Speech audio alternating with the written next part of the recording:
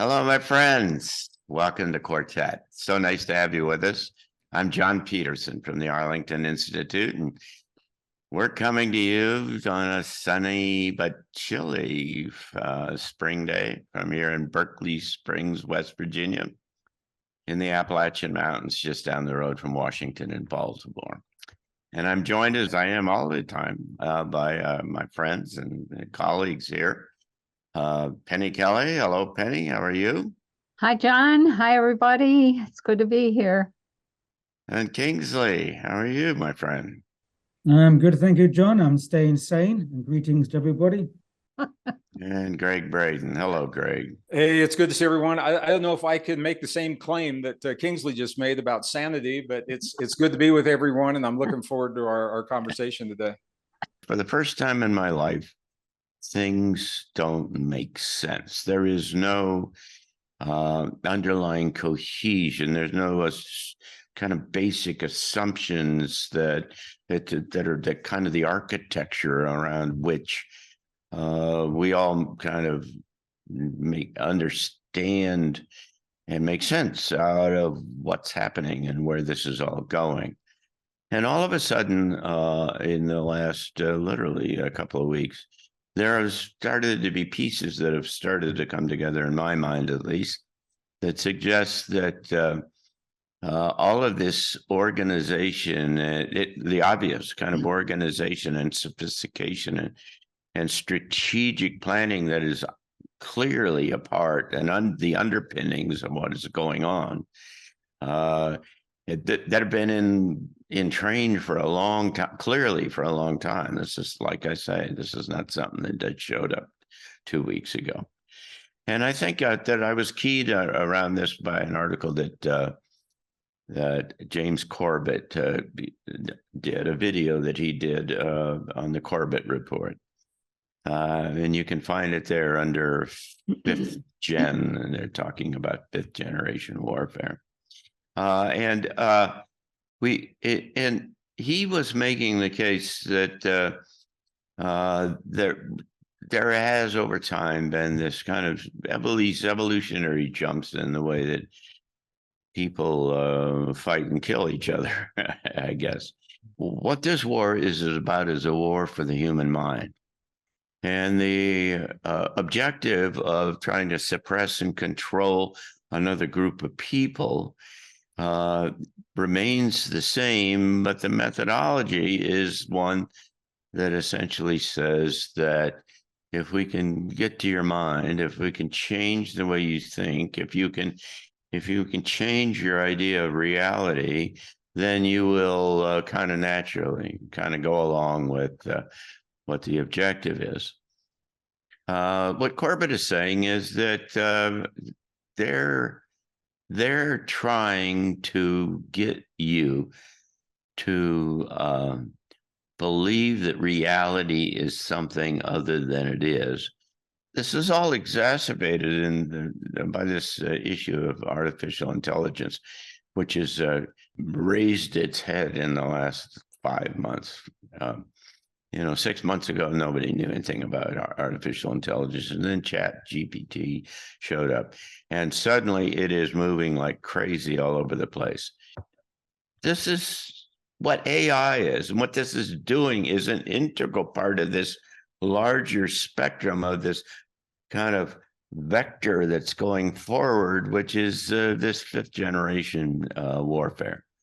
And it's one thing to try to dominate social media and generate memes and have thousands of people in the Army and the Navy and everybody that are trying to manipulate everything on the internet and make it look like something, it's something other than it is. And certainly then you got the Russians and the Ukrainians, and everybody's in this game to try to do that. And underneath is rising up this extraordinary kind of capability that you will not be able to tell what is real and what isn't, and where anything comes. It's already to that point. There's a battle And it's beyond a battle for our thoughts. It's beyond a battle for our beliefs. It's beyond a battle for our bodies. All those are happening. It's a battle for what is called our divinity, which is our ability to transcend the perceived limitations of human. It is a battle for our ultimate potential, or the extraordinary potential that lives within us.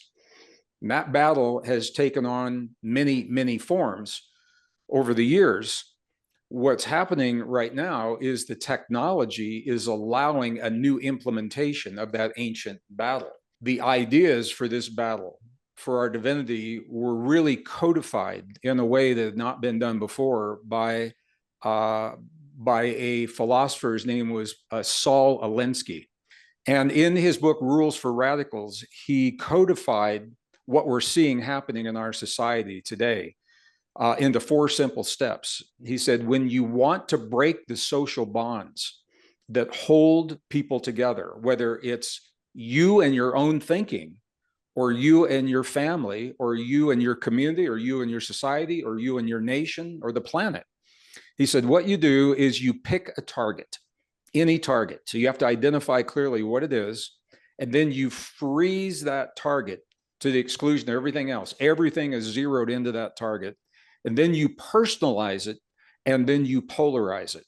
We're seeing it happen with carbon and carbon dioxide and oil. We're seeing it happening, the battle between men and women, blacks against whites, Christians against Muslims after 9/11.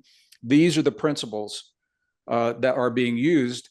Now the technology and the AI that you were talking about is allowing this protocol to be implemented in ways far beyond what it has in the past. And most people don't even know that it's happening. We appear to be on a countdown. There is an urgency to break our social bonds, to make us vulnerable so that a new social order can be implemented within our near future, around that 2030, 2035 timeframe. And there are geophysical reasons that may be driving this. There are cosmological events that may be driving this.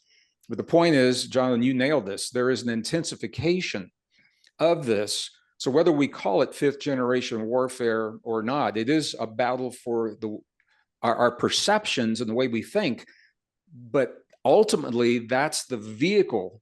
The battle is for our divinity, our power, to disempower us. Now, you've asked the question, what do we do about that? And very simply, we stop relying on algorithms to feed us information. In other words, rather than allowing us to be served the information, we have the ability, and there are tools and techniques we can talk about that allow us to seek out information without being under the thumb of those algorithms. It takes work. A lot of people don't have the time, is what they say, but there is a remedy for this. And I think it begins with us just being aware of what it is that's happening and our complicit role in this, even though we may not be consciously aware of it. We are all complicit.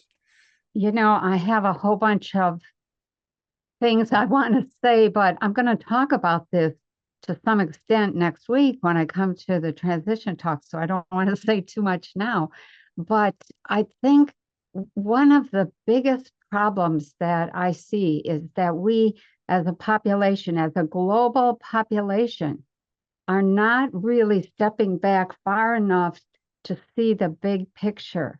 There's still this idea that's missing, and that's that we are a planetary civilization, and we're still thinking of one another as little isolated groups fighting or worrying about nuclear engagement or not enough food or the banking system or the medical drama that's been going on.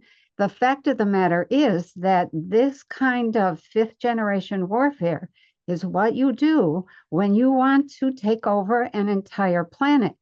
When you want to take over a planet, you want to get rid of what they consider to be all the dummies. You know, no offense to anybody out there, but all those people who don't think for themselves, who are who just swallow the medicine. Okay, So that's number one. Number two is you do not want to have to rebuild. So therefore, why would you go in with bombs? So instead, you go in, and just like Alex Jones says, it's a war for your mind. Because if they can get people to swallow all the narrative and to begin to act in lockstep with one another, they then have control over the entire planet, and nobody thinks outside the box. When you look at it from a bigger point of view, it becomes a fork in the road for an entire group of people. That group has to decide, are we going with, the narrative, or are we building our own world? A dimension is a whole range of frequencies. Within that range, you can build a world using some of those frequencies. So we have a world that we have built, and it happens to be in this place on planet Earth in this time. And there are beings from elsewhere who would really like to take over. And there are many reasons for that, which I won't go into now. But that decision as to which way you're going to go is where we are at the great fork in the road. I want to frame it a bit in a historical context, because this part of this dumbing down process has been part of the social cultural environment for a long time in the West, especially. It was no coincidence that Edward Bernays shifted the War Information Office into the public relations. So really, anything coming through public relations is an information warfare.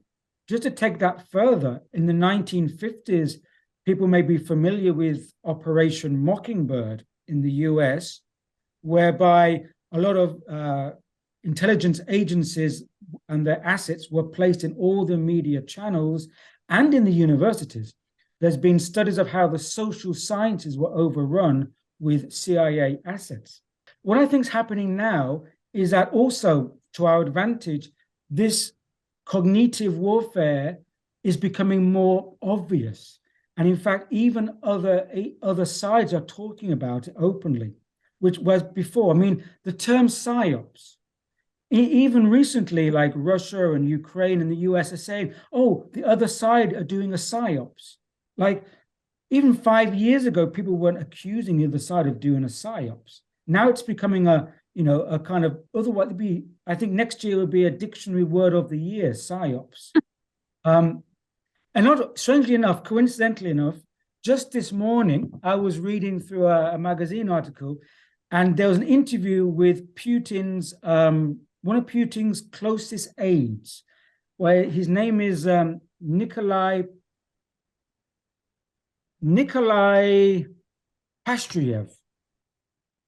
Patrushev.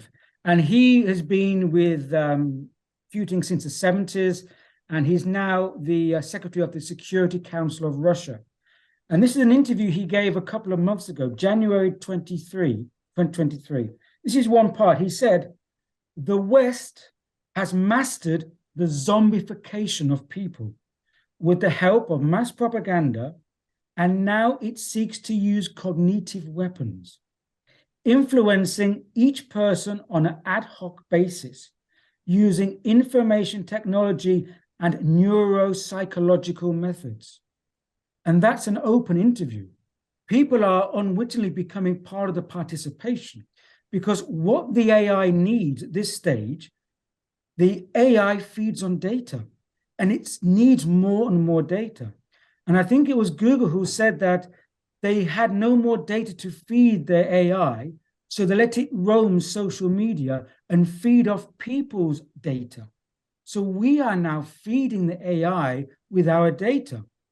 So part of this rollout now with digital ID, digital identity, everything digital, is at one stage part of the control agenda, of course, to centralize the human mobility and the human freedom.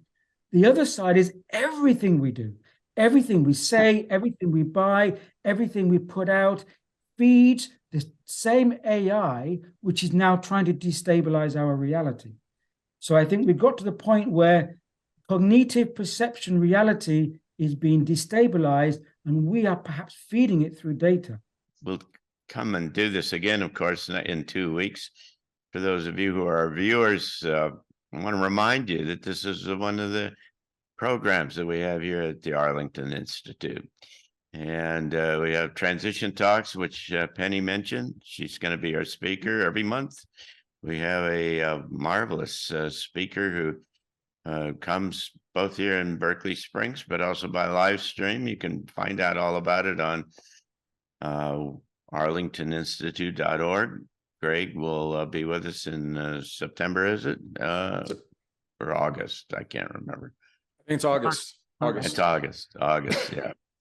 And we've got a wonderful lineup that goes off into, almost to the end of the year so far. And you can find out that again at arlingtoninstitute.org. And so come back and be with us. And we'll be back in 2 weeks. And we're going to talk about this AI and what the implications of artificial intelligence is in this growing kind of proliferation across so many different kind of areas.